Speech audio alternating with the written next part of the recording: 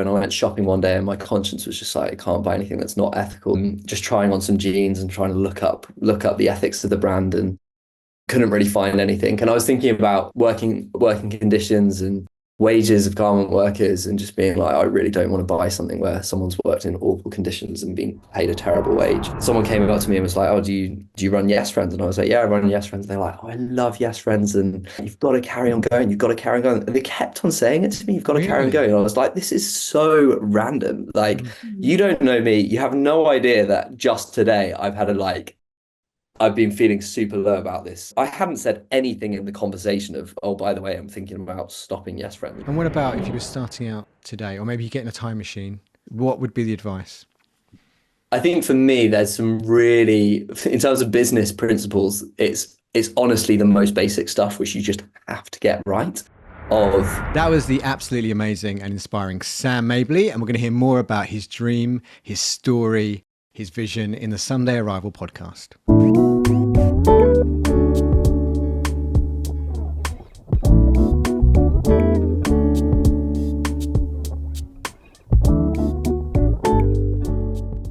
Hi, and welcome again to the Sunday Arrival podcast.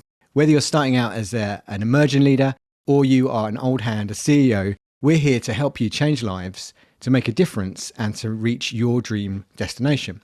I'm Darren Richards. I'm joined as ever by my co-host, Jyoti Patel. Hello, Jyoti. You're in Dubai today, I understand? I wish I was in Dubai. I'm technically in Jersey City, but I'm looking at the World Trade Center or the Freedom Tower, and it's a sunny day with blue skies. Very good. So let me talk about Sam, because Sam Mabley is our guest for today. And for those who don't know him, he's the co-founder of the ethical and sustainable clothing brand, Yes Friends. I love the name, Sam, but let's start with where you began. You began in Bristol. You founded your own shop, a very high-end ethical clothing store. A really tough place to crack. Few people have been able to manage that formula of bringing ethical and sustainable clothing and bringing them to a mass market in a way that's actually fashionable enough to want to wear and accessible due to its affordability. And it sounds like it came about with a few friends. So tell us how Yes Friends was actually born. Totally. So, Yes Friends the idea started about October 2020. So I was being interviewed for a sustainable fashion blog through the stores that I had set up. And the interviewer said, I've heard it costs £30 to make a t-shirt. And I thought, that's not true at all. You can do it for way less than that. And I'd seen all these brand supply chains and markups. And I thought, if we just have a bit of scale and could go direct to consumer, I can make this whole thing a lot more affordable. And as you said, at the time I was selling much more high-end ethical brands, and the goal really with setting up the shop was to make ethical clothing accessible. And in some ways, I was achieving that by it being on the high street and it being that people could walk past and see it, rather than it being something you had to really specifically search out.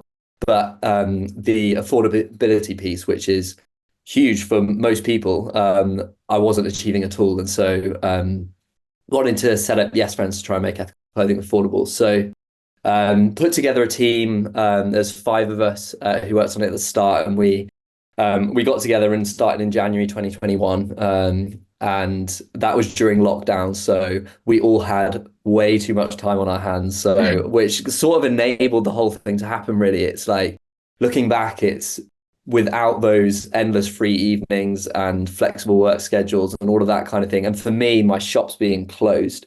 I'm not sure Yes Friends would exist today. So so we had these intense 3 months of working on building out a brand and what it could look like and what would initial campaign would look like. And then in April 2021, we launched our first campaign, which was a £7.99 sustainable ethical t-shirt. And we needed I've to still sell got mine. about, I've got mine. It's upstairs. come on, No, I've got 2, love in it. fact. I've got 2. Legend. So we needed to sell 7.99. about 3,000 a month to make it work, and we sold about 4,000 in our first month and went from there, really. That's Wow. incredible. Yeah. And with a little help from your friends, Yes Friends or A memorable lot name. of help. Yeah. I'm curious to understand more about this memorable name that you've given your brand. Tell me about that. So the name story is somewhat a practical one. It was we needed something that was easiest to remember, Mm-hmm. easy to pronounce, something we could get a domain name for, all of these boring You practical went for a things. cheap domain. Yeah. That's Yeah, right yeah. at the bottom. Yeah, Just what can scroll we get down. £10 domain for? Yeah. Exactly. And something which was, would work for SEO, and the in my house, we would often walk into the kitchen and just be like, "Hey, friends," that would be a really classic greeting. So that sort of Oh, phrasing was around a lot, and I was just messing around, putting loads of different words together, and yes, friends ended up sticking, and it was like, great, let's roll with this. sounds It really sounded, yeah, fun. I want to be positive one of and your friends. Tell us about the journey. You've touched on it, but walk us through that journey a bit more about how you got the idea to where you ended up and everything in between, just to give us a visual.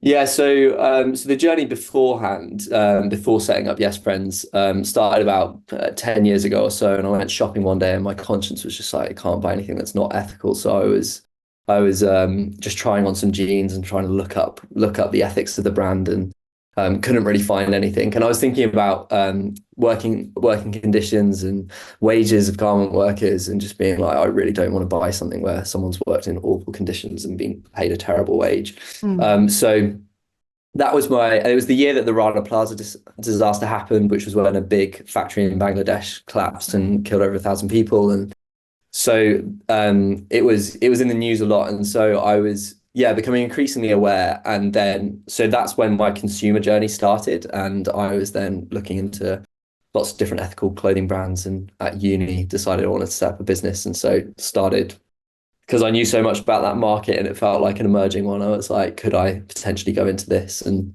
from Mm. that point, I worked with a couple of different brands. I worked with a sock brand, and then worked with an online men's ethical clothing retailer, and worked for free straight after uni. I was like, I want to just get as much experience as I could. I was working in just a regular clothing store as well at the time, just to try and get experience. And then ended up setting up my first store in collaboration with the online retailer, and yeah, sort of went from there really. I'm absolutely blown away, mate, by your story and by how, you've got these huge brands that we've all heard of who are able Mm. to go in and command entire factories or even complexes full of factories. And you're just a guy out of uni who's like, I'm gonna set up a clothing brand. And you actually, I mean, you've literally just come back. You go out there yourself and you feature. I've seen on your website. You feature the manufacturers, the makers. I don't know what you call them. Yeah. Partners, and you get to know these people. You see, they're not just at the end of a Zoom call, as it were. Yeah, particularly. Yeah. So last week, 2 weeks ago, was actually the first time I got out. I've had loads of FaceTime calls, loads of seeing photos of factories and stuff like that. But the main guy that I deal with at our primary supplier is a guy called Mihir, and he's the son of the owner of the factory. And so I've been working with him for maybe a couple of years now, and he was getting married. So went out for his wedding and did factory tours and stuff like that. It was just, yeah, super fun time. So really great to meet everyone, and meet the people who we were supporting, and hang out with the factory owners and dance with them and have a good time with other brands. So yeah, it was fun. Give us friends. some stats now in terms of, you don't share what you don't want to, but in terms of the size of the company now, what do you in terms of the turnover or the number of garments? How's it looking? What? So last year turnover, I mean, we're still super small. Last year's turnover was about 230 grand. It's a lot of t-shirts though, 230 grand. Is, So yeah. How many t-shirts is that, do you think? oh, how many t-shirts is 230 grand? I don't know. We'd have to do the maths. It's thousands of t-shirts. Maybe thousands. And it's not just yeah. t-shirts, is it? You have to say. It's No, yeah, we do underwear, fleeces, what else are we doing? Hoodies, sweatshirts. We've done jeans before, working on doing jeans again. So yeah, a whole range.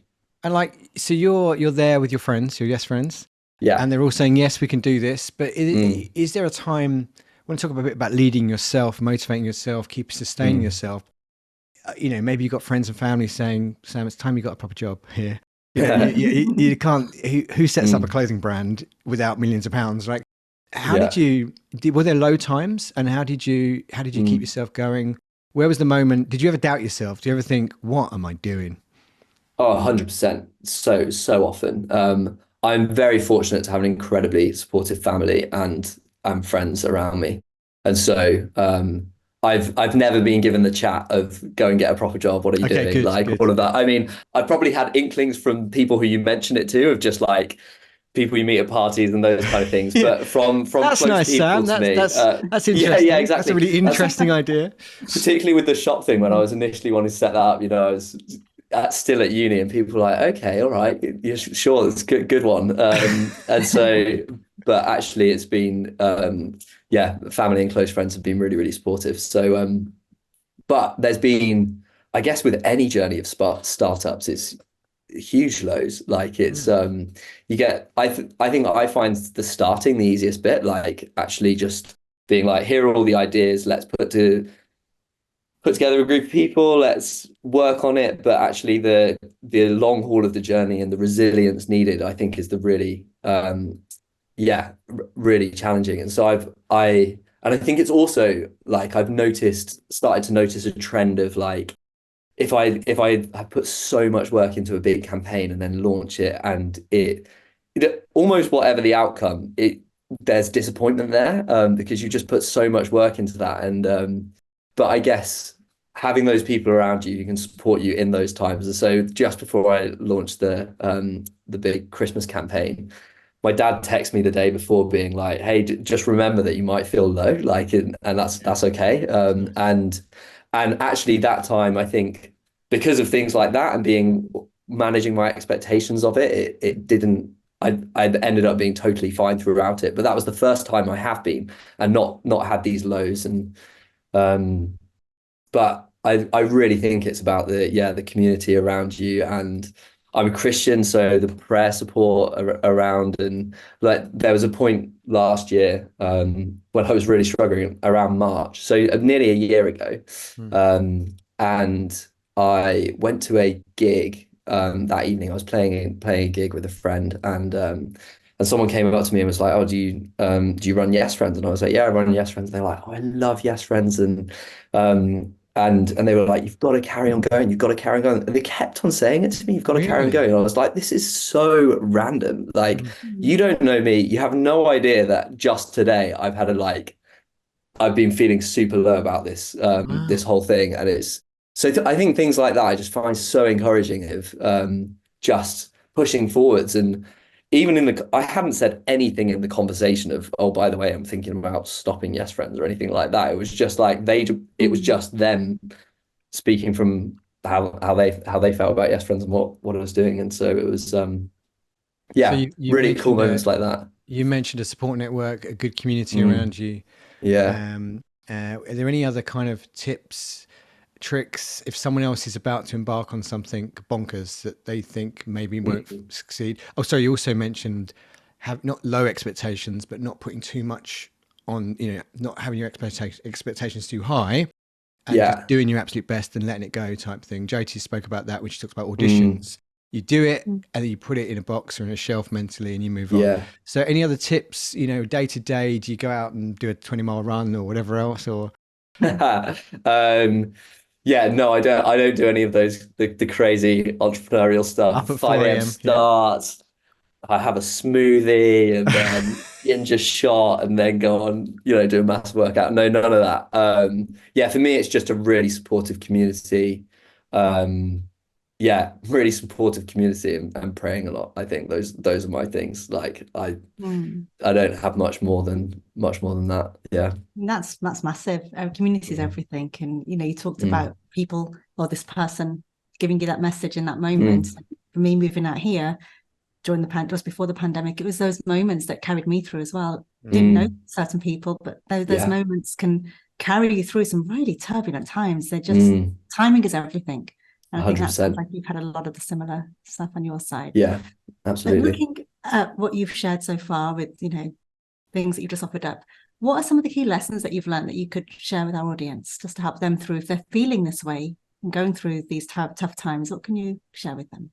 I think it's worth knowing that it's really normal and that everyone goes through it. And actually, the character development that you're learning in that process is one of the key things that is going to carry you forwards. I think in life, just generally, resilience is one of the key traits we all need, and particularly if you're going whatever it is, whether you're an actor or start running a startup, or you're trying to go through a graduate scheme, like all sorts of areas of life, you're gonna have these really, really tricky patches, and I think being aware of it and going, sometimes life's hard, and becoming really resilient during those times and trying to find trying to find joy in those times, trying to have perspective in those times is one of the hardest things. I think taking yourself out of the situation and being like, okay, what does someone else think about this? I've got a mentor, which is super useful. Would recommend it to everyone, to find someone you really trust and have them as a mentor, because I meet up with them monthly and have been doing for the last 10 years. And so they've seen my whole journey of the last 10 years and can really speak into it. So if I'm feeling particularly down in a moment, and when you're feeling down about something, you never think correctly about it. You never see it rightly. And so having someone else then speak into that is invaluable, really. How does that conversation sound in real life? Asking someone to be your mentor. How do you identify the right person to be your mentor? Yeah, great question. I just really looked up to this guy. He was like a few years older than me. He was leading a student group, and I just saw something in him of really clear leadership, and direction that he gave, and wisdom that he had for lots of different situations. And I remember speaking to a mate of mine from Birmingham, and I was like, oh, I'm thinking about asking this guy to be my mentor, but I feel like it's surely everyone asks him to be his mentor, and like blah blah blah, and it feels really out there to do that. And I was 19 at the time, but I just sent him a message and said, would you be up for doing this? And he was like, yeah, I'd love to. That was that particular journey for me a bit. And I know there's more structured programs for this kind of thing, particularly for specific areas of business, where you have business mentors to work on certain things. And my particular mentor like spans across life as well as business stuff, and I think that's really helpful because we're all holistic, aren't we? We're not just business leaders or just actors or creatives or whatever. We're full people, and everything. Our personal lives massively affect our working lives as well. So yeah, having a mentor who can speak into lots of different areas of your life, I found really, really valuable. It's so true. I mean, the holistic lens, more than ever, I think today's world, personal business lives, they blend, they mishmash. We are a product of our environment. We're some of the 5 people I think we spend the most time with, according to a lot of textbooks and theories that are out there. And it's so true. It's so important to find someone that you look up to, not just in the business world, but as a person with character, because that's what really can shape a leader. So thank you for giving some guidance to those that are listening and wondering, who can I ask to be my mentor? No worries. Absolutely. And presumably you had to build a team. So as a leader, what kind of characteristics, you talked a lot about character. What kind of character do you need to be? What kind of personal qualities have you had to develop? And also in terms of applying those with others, because sometimes people are going to let you down. Sometimes people are going to hurt you. So I guess the first question is, what kind of character traits do you think you need to be a leader, or have you needed, or perhaps you've seen in your mentor or role models? Yeah, great question. I think knowing what people need for different times is really, really important. People are going to need different things at every different occasion. There was a point on the first campaign where one person had worked really, really hard on something, and it just didn't pay off in the way that we thought it would. Particularly at the start, on day one, and we were thinking, okay, this is going to spiral into this and this and this, and it was very unpredictable, the role that he was doing, but it was one where we thought that it could really go somewhere, and over time it did and had a really big impact, but those key day one moments didn't. And I think I know he was carrying disappointment from that, and I was also carrying disappointment from it. But what was really needed in that situation was encouragement, not carrying disappointment, particularly from me. I didn't need to be carrying disappointment there, because what was needed for him was encouragement in the situation, and nothing else. And so so I think So I'm just hold on to that for a second. So I mean, you're saying there, actually, you've got the vision, you've got the destination. We need to sell a shed load of t-shirts. We need this campaign to success. And then you've got a team member who has different needs, whose need was the power of encouragement. It's okay, we've learned something. And then you're thinking, I really could have sold those t-shirts. So it's that tension, isn't it? Yeah, exactly. You're all on this joint mission, but if I guess if you've got a team who you know are all working towards that joint mission and are all putting in that same effort, it's different, isn't it? If you've got someone who you feels not pulling their weight or slacking or whatever it is, and I think that requires a completely different level of leadership to if you've got someone who's actually done all the work and you're like, look, you've been exemplary in what you've done. There's I can't fault you, but we're still carrying this weight of disappointment from it, that emotion of it. And actually that's for for for me in that situation, that was not the thing I needed to carry. It was a let's push through this and we'll get through this. And we did, and we made it through, and all that work did pay off, but it just didn't pay off in the way that we were initially expecting it to. So yeah, so I think knowing your role for different times is and how to interact with different people is very very hard, but crucial to be different leaders to different people at different times. Just a cheeky yeah. follow-up question.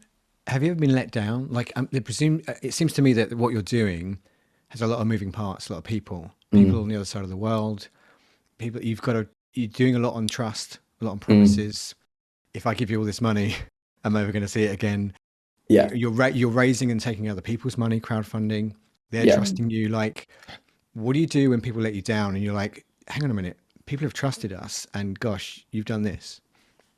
Yeah, it's very very challenging. We had a quality control issue on our first ever batch of t-shirts, and so that was a really tricky initial one to deal with. Of what do we do with this? This is our first ever thing we've done, and we've got a massive quality control issue. That's tough, and I think in that was having hard conversations with the supplier and talking it through with them, and being willing to do that. I think it's a real hard balance, isn't it, between being kind and being and having really good character and integrity and everything you do, and being a nice person to work with, and also not letting people off when actually you expected something more and actually needed something more in a particular scenario. So yeah, try as best I can to. I hate being a pushover, so not being a pushover, but then if I need to push on something, do it in the kindest way possible. But that's always difficult, isn't it? If you're pushing back on something where you feel let down and you needed something different in a situation.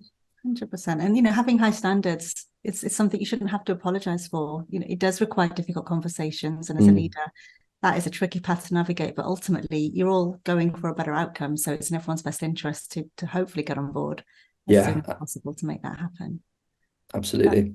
You talked a lot about encouragement, and for me personally, I love quotes. One of my favorite quotes before I came out here was, "The journey of 1,000 miles begins with a single step."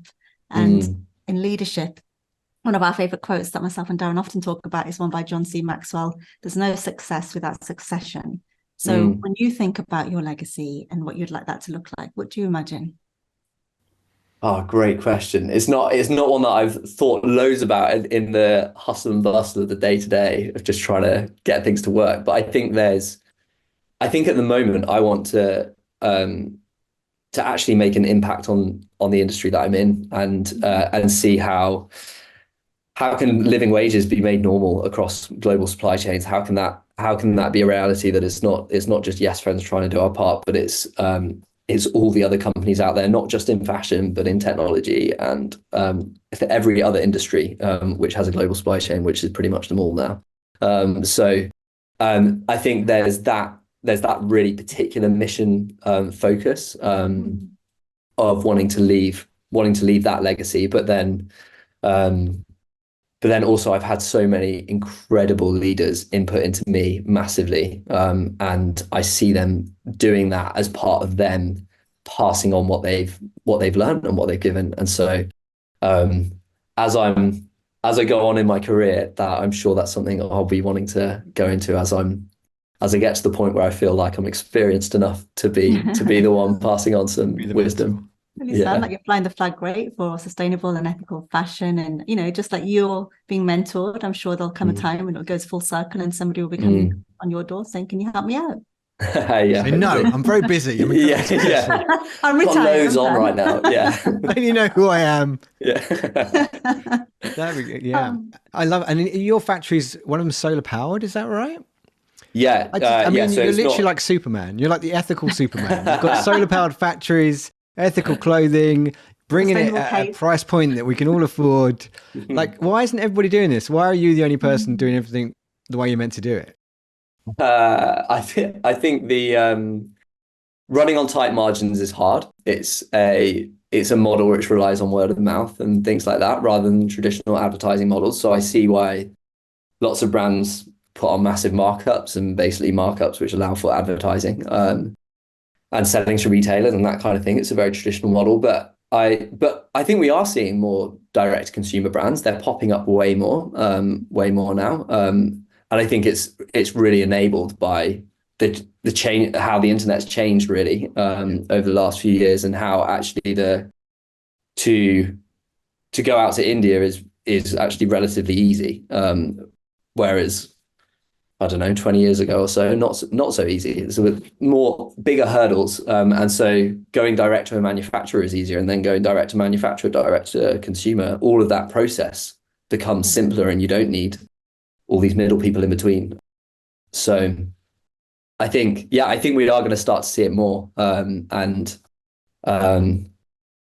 yeah, And yeah. the consumer will drive that as well. Like if people start buying Yes Friends t-shirts and not some other brand, Yeah, then they're going to go, hang on a minute. They'll literally follow where the money is going. And if, especially younger yeah, money, more people, yeah. young people are much more thoughtful actually, where what Mm, they're doing, they're drinking less, they're thinking about where mm, they put their money with their vote, as it were. yeah. And if they're voting with their feet and coming to you, they're going to, the Mm, big brands are going to, it's just survival. They're going to go, okay, well, yeah. you saw it, I think, with H&M and others who suddenly they hit the news and they know they're Mm, in the spotlight. And whether or not they're doing it for the right reasons, I'm sure they are. yeah. Don't sue me, H&M. Then they still make the change they need to make. Do you think this is a bit niche to your industry, but I think it's important. Are you seeing a change? Are you seeing working conditions improve, or actually is it just mostly whipped up news stories and actually not changing much? Yeah, it's a great question. I think there have been some good changes since the Rana Plaza disaster. There's a safety cord brought about in Bangladesh to improve safety in factories, and I think that has had tangible impacts on quite a few factories. But there's still just a huge way to go, and I think if you look at something like wages increasing, actually that's a really slow game, and people talk a lot of good talk about it, and the reality is there's not a huge amount of impact for actually garment workers increasing. It's more, here's some theory of how we can increase garment workers' wages, or here's some initiative that we're going to sign up to, which actually has very, very little impact, if any.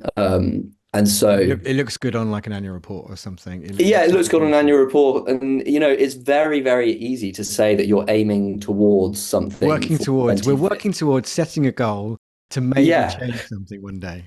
absolutely, but you can very easily see how consumers can get duped by that. It's, you put a big title saying living wages, and then you say we're working with our suppliers to do this, and some, if you don't research this stuff day in day out, it's so easy it's just a minefield. Like you can't know whether brands are actually doing what they say they're doing, or whether the wording is just, yeah, getting around Clever what's, legalese. yeah, Yeah. cleverly worded around what they're actually doing. So yeah, so I'm not convinced that we're having the change that we need fast enough. Mm.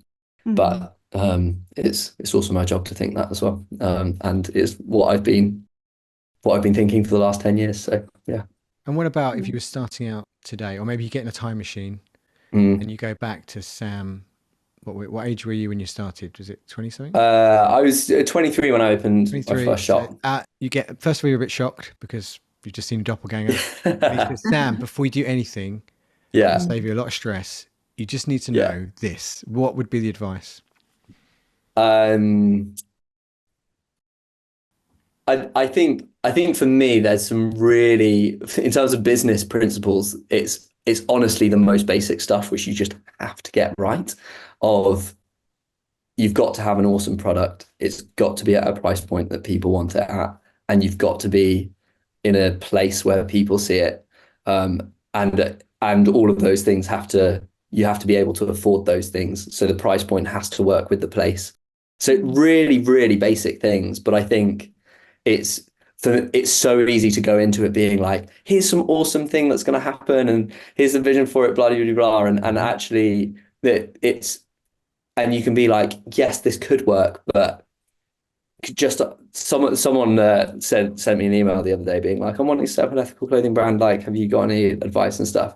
And one of the things was, I was just like, just ask your friends, like, honestly, would you buy this? Like, if you didn't know me, if you were just walking down the street and saw this, would you want to buy it? And if the answer is no, then probably don't do it. But if you're managed to get someone be like, yeah, I'd love that, then you're onto an absolute winner.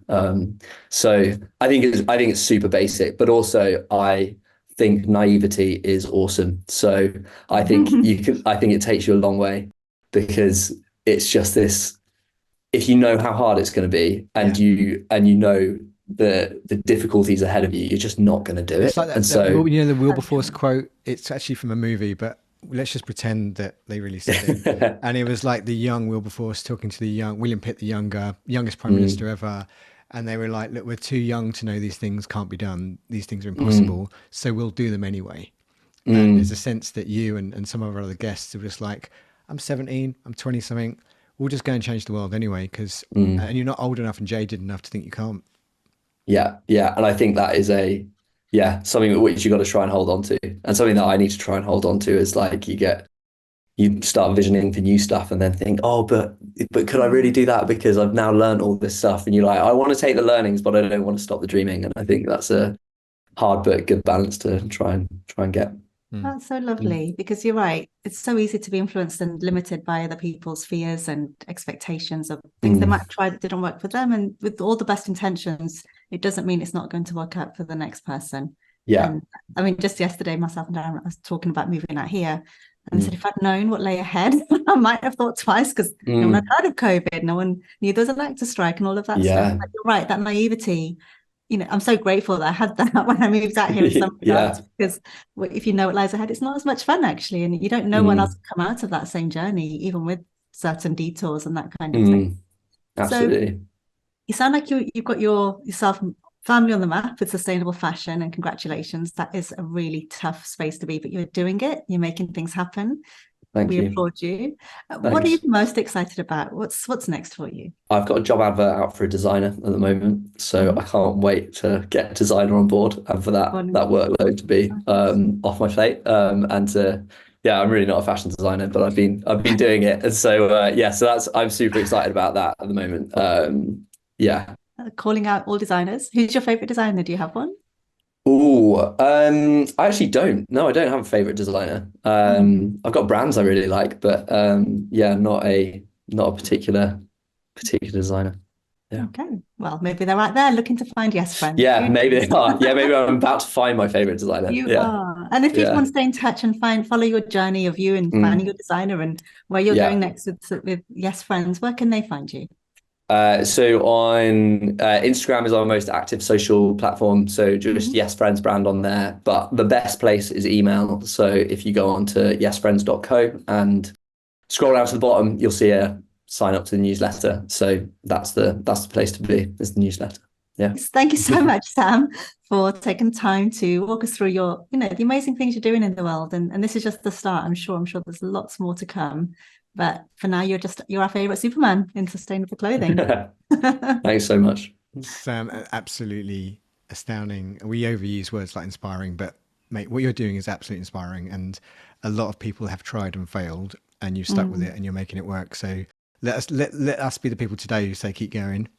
And we'll come back when it's like turnover 1 million and 10 million. We'll come back every multiple of 10 or 100. Great. We'll watch the beard grow and watch you get wiser. Thanks again. Thanks for making time for joining us. Yeah. Thanks so much. Thanks.